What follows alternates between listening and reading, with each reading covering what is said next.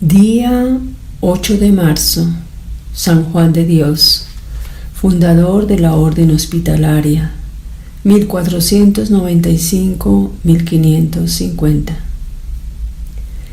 El visitante que recorre un asilo de niños pobres e incurables, como el de San Rafael de Madrid o el de la Malvarrosa de Valencia, dirigidos por los hermanos hospitalarios de San Juan de Dios, presencia un sorprendente espectáculo.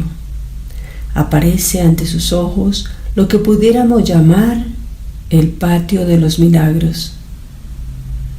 Parvulicos estropeados, pequeñines ciegos que juegan a San Miguel y el diablo, montados en sus compañeros, pobres cuerpos dislocados y lacerados que no pueden moverse sin ayuda ajena del lecho donde sus dolencias los tienen clavados.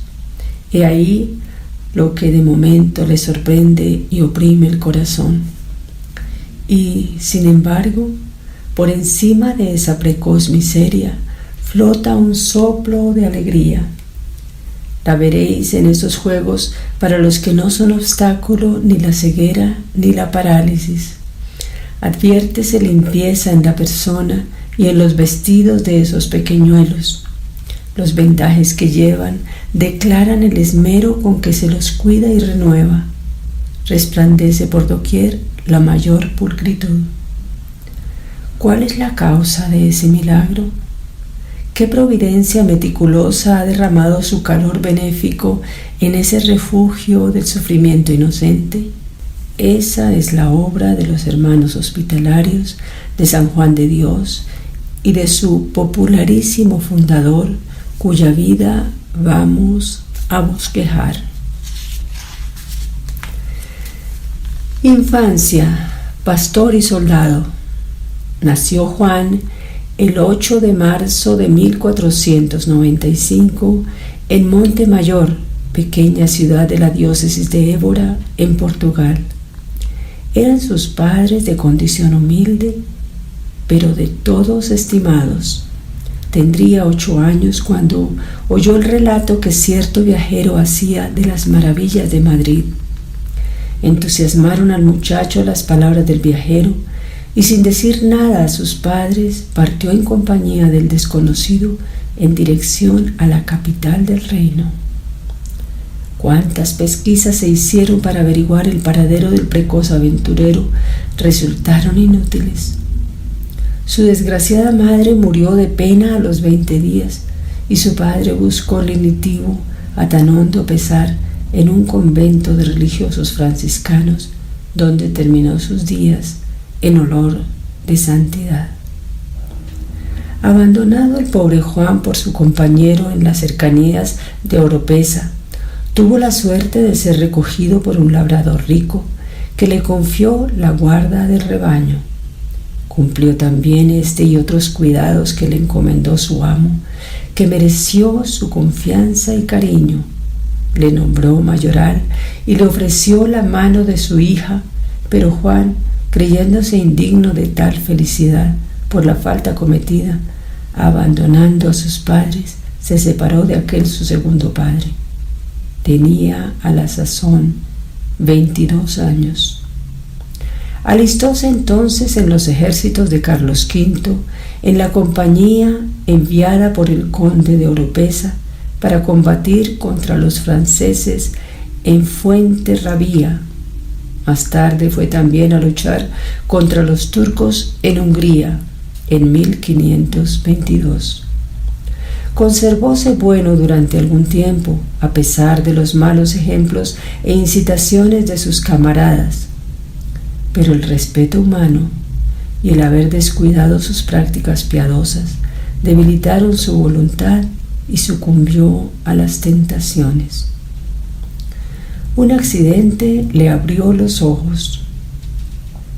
Cierto día que iba a forrajear, cayó del caballo y quedó gravemente herido, con gran peligro de ser hecho prisionero. El peligro despertó su fe, se acordó de la Virgen y acudió a ella con confianza y humildad. La Virgen atendió su plegaria y le asistió visiblemente. «Juan», Le dijo: ya no rezas el rosario, por eso te ha venido esta desgracia. A los pocos días se vio en otro peligro mayor, porque Dios le quería sembrar de espinas y abrojos los caminos anchos del mundo, para que siguiese la senda estrecha de la perfección a que le llamaba. La buena opinión que se tenía de su fidelidad le ocasionó su riesgo, porque movido por ella un capitán le encargó que guardase una presa que había quitado al enemigo.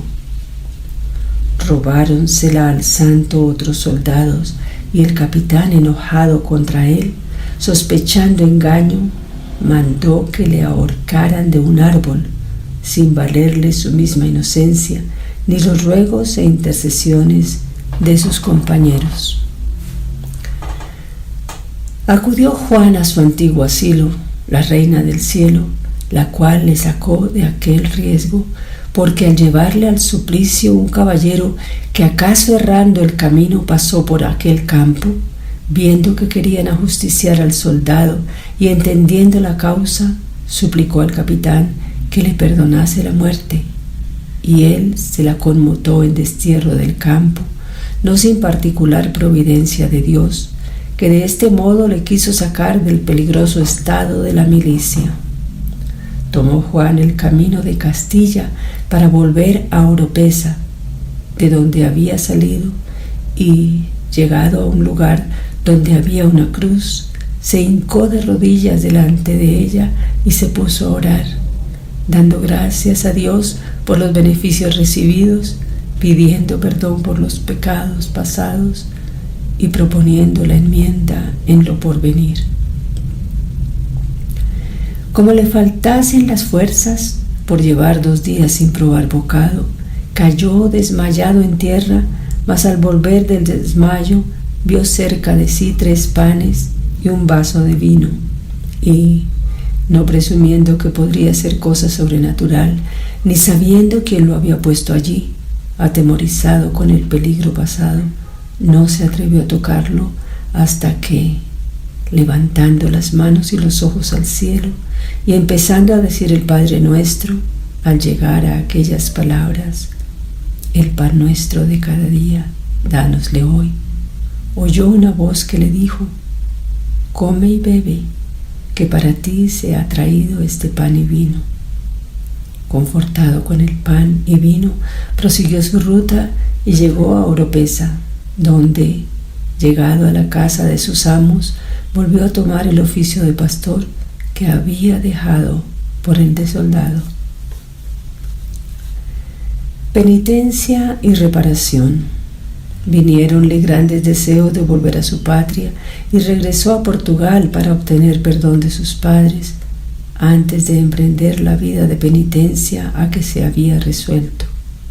Solo un tío suyo muy viejo le reconoció después de tantos años de ausencia, y por él supo el fallecimiento de sus progenitores. Lleno de angustia y ansiando llorar sus extravíos, volvió de nuevo a España y pasó a Andalucía, donde, tras corta estancia en un hospital, otra vez se dedicó al pastoreo. Corría entonces el año 1535 y contaba Juan, por lo tanto, 40 años de edad. El apartamiento y el silencio de los campos son propicios para que Dios hable al corazón. Mientras las mansas ovejas pacían, repasaba el pastor su azarosa vida. Angustiaba su corazón el recuerdo del abandono de su casa y el haber causado la muerte de su madre, de aquella madre que tanto hizo para preservar su alma del pecado. Llenaba su pecho de congoja la memoria de tantos extravíos y sus ojos se convertían en fuentes de lágrimas. De esas consideraciones nació el deseo ardiente de desagraviar a la justicia divina y creyó que el mejor modo de lograrlo era dedicarse por completo al servicio de los desgraciados.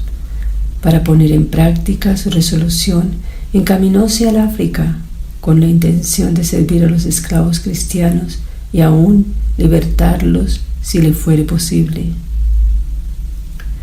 Alentábanle también la esperanza del martirio, pero en Gibraltar se halló con la familia de un gentilhombre portugués que, despojado de sus bienes por el rey don Juan III de Portugal, se encaminaba a Ceuta.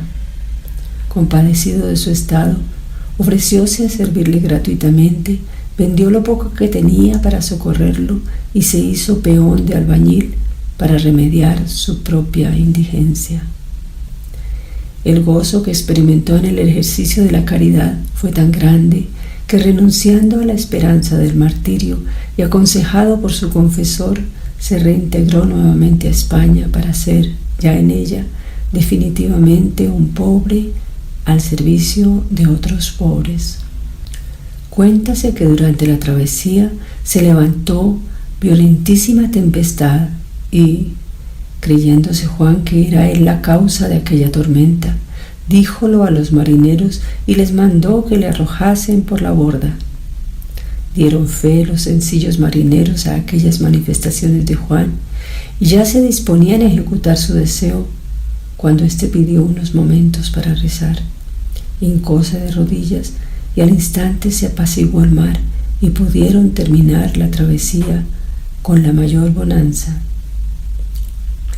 En Gibraltar se hizo buhonero con intención de practicar noblemente la caridad con la venta de objetos piadosos a módico precio y dando a los pobres las ganancias. De allí pasó a Granada, donde puso una pequeña librería con la intención ya dicha. Eso ocurría en 1538. El gran apóstol de Andalucía, el beato Juan de Ávila, predicaba en aquella ciudad y Juan asistía a sus sermones. Hizo un día el panegírico de San Sebastián.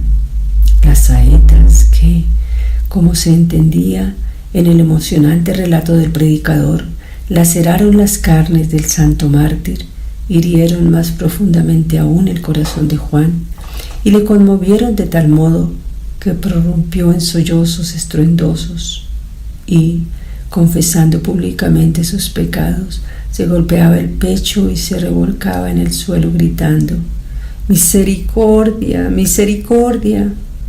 Y exclamando así salió del templo y corrió por las calles de Granada, seguido por los chiquillos y por el populacho que decía: «¡Al loco! ¡Al loco!». Suelen tener los santos sorprendentes originalidades.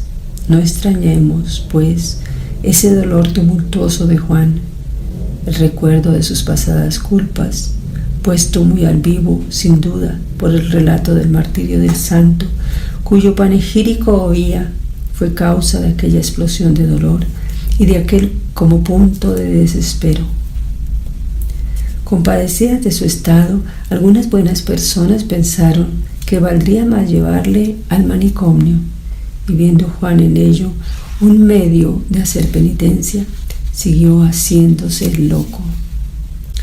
El trato que se daba entonces a aquellos desgraciados no era sobradamente caritativo, era más bien cruelmente bárbaro. El antiguo soldado convertido recibía diariamente una tanda de azotes hasta derramar sangre. Ser despreciado y sufrir era todo su deseo, pero su confesor juzgó que sobrepasaba los límites de una justa discreción y le mandó cesar. Obediente a sus prudentes consejos, cesó de hacer el loco, dejando atónitos a sus guardianes por tan súbita curación. Ya en libertad, solo pensó Juan en los medios de realizar el designio que se había formado de aliviar a los pobres. Púsose bajo la protección de la Santísima Virgen e hizo con tal motivo la peregrinación al santuario de Nuestra Señora de Guadalupe en Extremadura. De regreso a Granada, se dedicó a vender leña y repartía entre los pobres la ganancia que sacaba. Alquiló después una casita para los pobres enfermos, proveyó a todas sus necesidades y los cuidó con tal celo y abnegación que era la admiración de toda la ciudad. Esa fue la primera semilla de la futura orden de la caridad, cuyo fundamento fue la pobreza y que es en nuestros días el sostén de la misma al cabo de 4 centurias de existencias. Era el año 1540. San Juan de Dios y los pobres. Juan se pasaba los días junto a los enfermos. Por la noche recorría las calles en busca de aquellos desgraciados y los llevaba a cuestas a su hospital improvisado. Tenía además que pedir limosna y comprar lo necesario para el alivio de sus protegidos. ¿Cuántas veces le vieron los granadinos atravesar sus calles con un atado de ropas viejas al hombro o con una cesta al brazo llena del pan que las gentes caritativas le daban para sus pobres? El amor que les profesaba le hacía ingenioso. Un día se puso a gritar con todas sus fuerzas en medio de la plaza pública: «Haceos bien, hermanos, por amor de Dios, haceos bien a vosotros mismos». Todos le entendieron y llovieron limosnas en abundancia. El obispo de Tuy, que era presidente de la audiencia de Granada, le apreciaba extraordinariamente. Un día le dijo: «Te llamarás en adelante Juan de Dios». Y así fue. Quiso también que llevase un hábito religioso, aunque Juan no había tenido idea de fundar una orden religiosa. La que lleva su nombre no se constituyó hasta después de su muerte. Cierto día, sin saber cómo, se produjo un violento incendio en el hospital. Desafiando las llamas avivadas por el viento, Juan salvó uno tras otro a todos sus enfermos, transportándolos al lugar seguro. No satisfecho con ello, quiso salvar también muebles y camas arrojándolos por las ventanas, pero de improviso un torbellino de llamas le rodea y nadie cree haya salvación para él. Todos le tienen por perdido y la triste nueva corre de boca en boca cuando, por un prodigio de la providencia, se le ve salir sano y salvo de entre las llamas, sin más que sacar chamuscadas las cejas como testimonio del milagro que en su favor ha obrado el Señor. Como si las llamas que lo rodeaban nada pudiesen con el fuego ardentísimo del amor de Dios y del prójimo que en su pecho ardía. En el decreto de su canonización hizo constar la Iglesia tan sorprendente milagro. Era demasiado activa la caridad de Juan para contentarse con el cuidado de los enfermos recogidos. Socorría también a los obreros parados, a los estudiantes sin recursos y aún a los monasterios necesitados, pero siempre con el secreto designio de llegar a las almas a través de los cuerpos. Tal es, en efecto, la ley fundamental que preside su obra. Las pobres gentes extraviadas eran objeto de cuidados especiales y muchísimas llegó a sacar del atolladero. Un día, de esas desgraciadas mujeres le injurió al pasar llamándole santurrón, hipócrita y otras lindezas por el estilo. Juan le dio dinero y le dijo: «Toma, vete a gritar en la plaza pública todas esas injurias que me has dicho aquí». Tan feliz se sentía este hombre generoso que, superior a todos los oprobios, como el apóstol, gozaba al ser despreciado por Jesucristo. Bien llevaba el nombre de Juan de Dios que el obispo de Tuy le había dado. A esa inalterable paciencia unía el mayor desinterés. Citaremos un caso. En cierta ocasión halló al marqués de Tarifa, don Enrique, jugando con otros señores, y entre todos le dieron la limosna hasta 25 ducados. Por la tarde de aquel día se disfrazó el marqués y, fingiendo ser un gentilhombre desgraciado, acudió a Juan diciéndole: «Padre mío, vea mi triste situación, me ha abandonado la fortuna y de gran señor he quedado reducido a la triste situación de mendigo.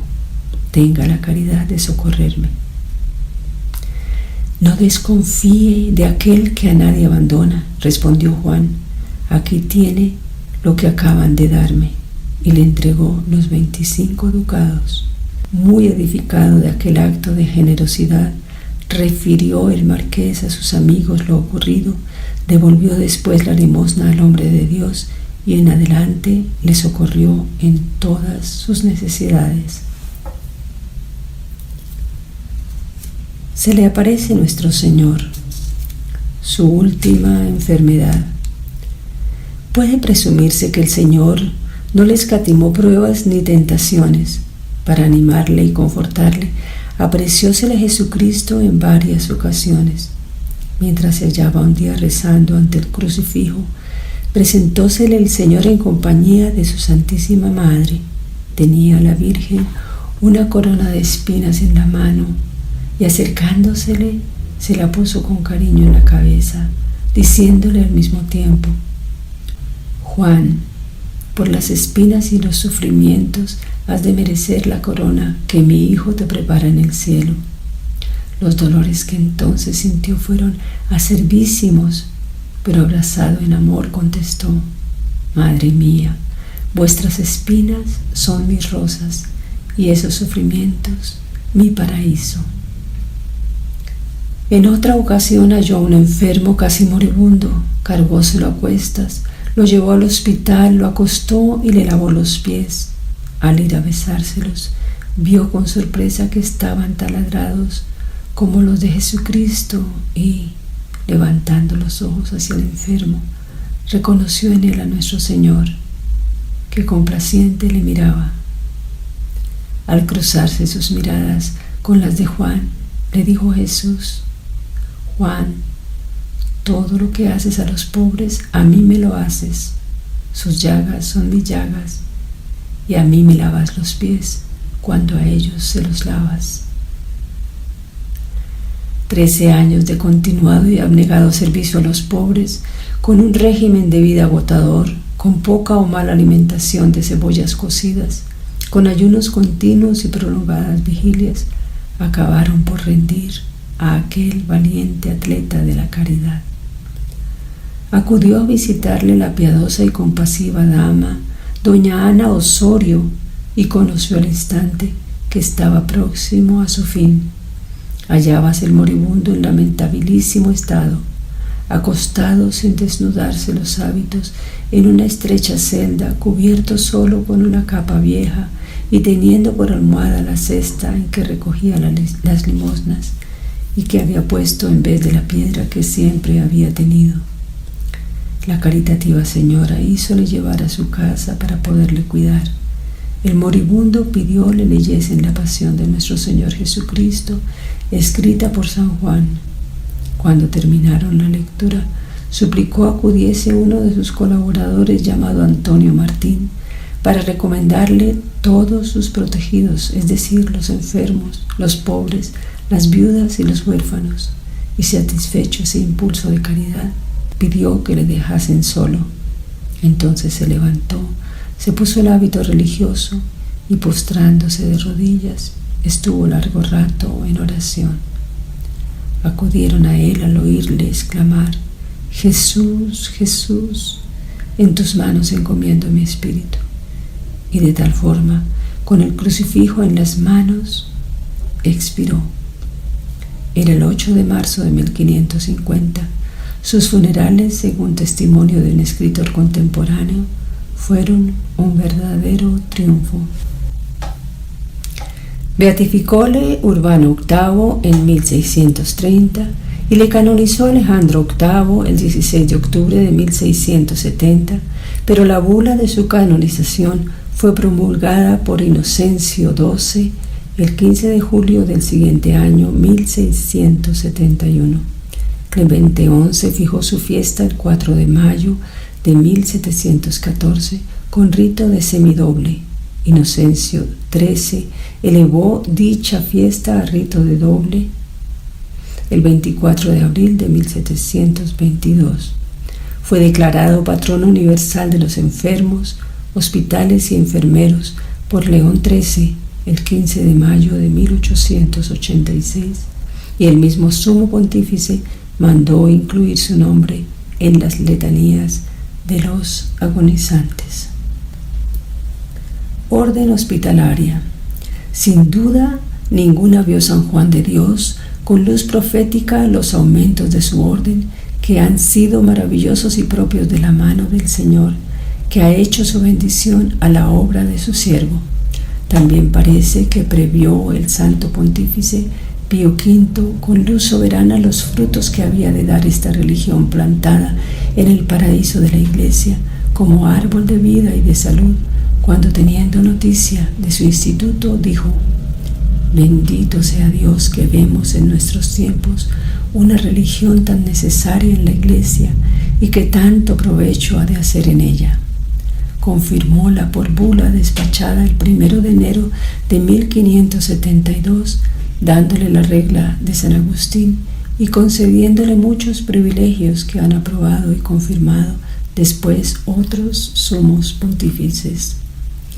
Tiene esta orden gran número de casas en muchas naciones y en todas partes se curan innumerables enfermos de diversas enfermedades, con increíble solicitud de los hijos de San Juan de Dios, por lo cual les espera gran premio y particular honra el día del juicio, cuando Cristo dé el galardón a sus elegidos, porque si ha de decir a los buenos: venid, benditos de mi Padre, a poseer el reino que os tengo preparado, porque tuve hambre, tuve sed, estuve enfermo. A quien toca más esta bendición y esta honra que a los que, por instituto y profesión, no solo visitan a los enfermos, sino que los tienen en su casa para curarlos, servirlos y regalarlos con mayor amor que si fueran padres de cada uno, y con mayor solicitud que si fueran sus siervos, porque lo son de Cristo, a quien sirven en los pobres. Si el que diere un vaso de agua por amor de Dios obtendrá recompensa, ¿qué cantidad de méritos adquirirán los que consagran su vida entera a la práctica de todas las obras de misericordia? ¿Y qué consuelo han de sentir los que con sus limosnas cooperan a esa obra divina tantas veces ensalzada en las páginas del Evangelio?